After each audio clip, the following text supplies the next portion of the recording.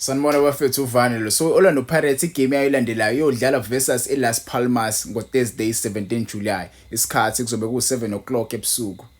Le game le ibaluleke kakhulu for Orlando Pirates njengoba bezolungiselela nje ukuyodlala isizini entsha with Orlando Pirates. Igame yokuqala bazoyidlala against iPolokwane City ngo-2 August. Lapho khona bayodlala iMTN 8 game. So le game yeLas Palmas ibaluleke kakhulu le club le bafithe idlala le Spain kwabangazi idlala eSpain le club le. So one of the current teams adlala le kwi-La Liga if I'm not mistaken. So ngizoshayelana prediction kale game ezodlala iOrlando Pirates kusasa. Nasi mina iskime engasisetha mase ngithola ithuba epalini bafethu. Starting epalini, I don't wanna waste time. Ngizoqala ngodladla bafethu. For me udlala igame yakusasa kumele ayiqale. Na kanjani? Kumele ayiqale bafethu udlala igame yakusasa. I don't know, maybe mhlawumbe umina but I see udlala as that guy ozowa challenge lama jida lawa dlala right now kuOrlando Pirates kuleya goalkeeping position. I feel like barelaxe kakhulu. They know ayikho competition ezofika right now. So njobe ingekho competition esoyithenga ya goalkeeper, why don't we use our young player? Yabo, our young players are prospering in the field of play. Why don't we use our young player in the goalkeeping position? Siyabonga Dladla bafethu, he can compete with those guys. I saw him playing the last game we played. Yabo, umchida impela bafethu, the way he handles himself around the box, the way he touches the ball, the way he communicates with the defenders, the way he come out and grab the ball. Akavela aphume nje. So umchida ngempela, I really trust him. So igame yakusasa for me kumele aqale ngempela. Sifuna ukumbona ngempela. As ama fans, we see something in this guy. Maybe the management doesn't see it right now. Maybe they will see it throughout the season. But again, I see this guy challenging these old guys, abo Simple Chain, nabo Telis. Angazi kuba ngitshela ama comments wena ngokwakho, who do you want to see in the polls kwi game yakusasa?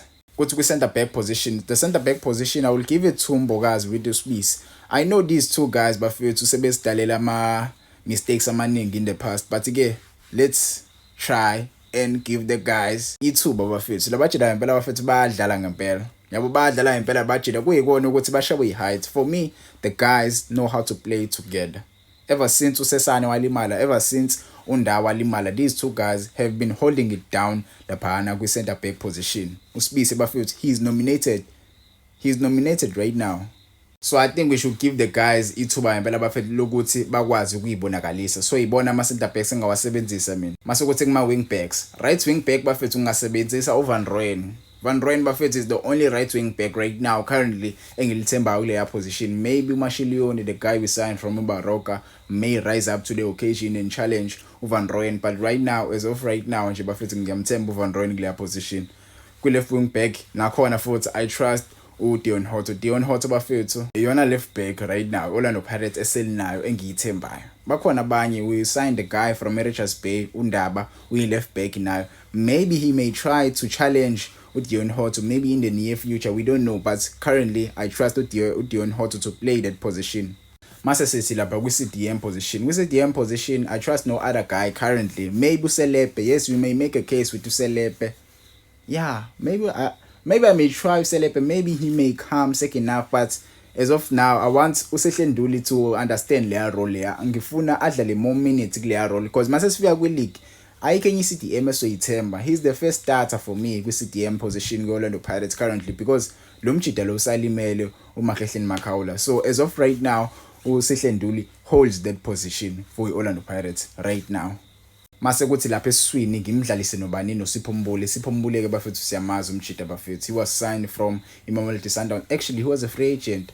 He recently departed from Mamelodi Sundowns. So umjida impela uyalazi ibhola. The 2 games he played for Orlando Pirates so far has been really good. So umjida ngiyamthemba impela lapha eswini benoSehlenduli. The 2 new signings may combine and create something special for Orlando Pirates. We are testing new players. Just test nje lama players are new. Kumele sitheste ama different formations ukuthi Orlando Pirates izodlala kanjani. We must test abadlali vele abangajwayele ukudlala ndawonye. Siyambona nodladla lapha emuva. So we must see ukuthi labadlali basiphathelini. So why don't we try this new combination eswini? This is the new wave Orlando Pirates. This is the new Orlando Pirates. We must see kwi-Betway Premiership isizini entsha ezoqala. So isisami for me mina ngasibeka kanje. Mase kuthi phambi kwabe kube bani uTito Maswanganyi. Yes, I know uTito Maswanganyi nimjwayele, but ke uTito Maswanganyi for me give us that nikeza leyo edge leyo sinikeza leyo cream leyo umjida ngempela uyacombine amedlala beno Sipho Mbule. I saw the game yokuqala beqalile boba u2 beno Sipho Mbule. Those guys played very very good for Orlando Pirates. It's a pity Orlando Pirates ayiwina ngaleya game, but ke bobabili basinikeza something good yabo. Mase kuthi lapha kwi left wing position maybe abantu abaningi bangibuza why ngimdlalisa lapha, but ke I saw the game Orlando Pirates izidlala khona. I think the last game kuzokora uMfokeng yabo, kuzokora uMfokeng Osuna Police was playing as a left winger lapha, umjida ubedlala ngempela as a left winger, so he created a good assist eqhamuka le from the center position iyale eya kuMfokeng. Boba u2 bebedlala igame eyodwa, so ngempela I think the management is trying to fixture these both guys yabo, they are trying to play them together ahead of iBetway Premiership njengoba izoqala nje bafuna ukubaqalisa boba u2 njengoba bezoqala boba u2. Amathimba amaningi ngiyaza kwazi ukuyistopha kalulu Orlando Pirates, ngikaza kwazi ukuyistopha kakhulu Orlando Pirates cause labadlali laba badlala kwiposition eyodwa, but they are trying to test uMfokeng adlalile ka right. So kwele game le yakusatha ngamqalisi Osuna Police sithi ukubabona ngempela ukuthi ngempela bazokwazi ukufunctiona kuma position abangawajwayele. Yes, uMfokeng ngifuna ukubona Osuna Police vele ukujwayela ukuyidlala i-left wing, ngifuna ukubona uMfokeng uzokwazi ukufunctiona as a right winger full time.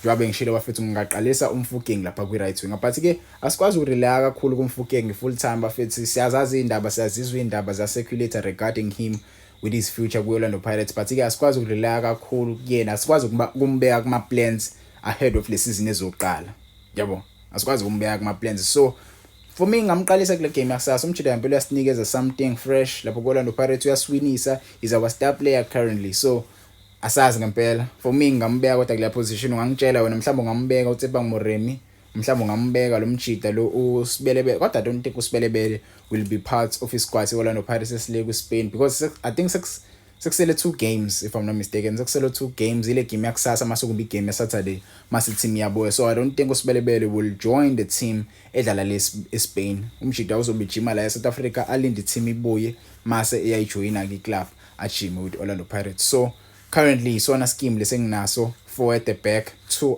mase kuba 3 le mase kuba i-main yami phambili. I don't think bafethu ningazama ukungiphisa kakhulu ngalomjida lo. Yes, some people may view uMabasa some way, but I view uMabasa in a different way. But uMabasa is that kind of striker oyinika i-product. Uma ithola i-product uyakunikeza amagoli, uma ithola i-product uyakunikeza amagoli. So far I've made amalana prediction amabili yabo, kulawo malana prediction amabili. Lana prediction yokuqala ngafaka ulomfana lo uyanela Mbuthuma, lana prediction yesibili ngafaka uMakgopa. Kulesithathu ngizofaka bani, ngizofaka lumjida lo uMabasa. Kwesi4 ngizofaka sine striker. I want us to try different strikers, sibone ukuthi okay i-striker medlana nalabadlali laba so sinikezana, i-striker medlana nalabadlali laba so sinikezana. But ke iyona mina line prediction engayisetha for Orlando Pirates for igame yakusasa 4-2-3-1. 4-2-3-1 bafethu Mbokazi with uSibisi, Van Rooyen, Dion Hotto, Sihle Nduli with uMbule, mase kuba Osuna Police, Teto Maswangai, benomfokeng, mase kuba uMabasa up front. This is the lineup I would choose for Orlando Pirates. There are many great Orlando Pirates players akhona ebenchini currently njoba ngabakhethanga. So Orlando Pirates isquad sayo ngempela siqinile, and ucoach omusha uzoba nenkinga ekuseletheni abadlali abazomdlalela. So iyona lineup mina engayikhetha le. Ungangitshela ama comments wena eyakhe lineup ithini, but this is my lineup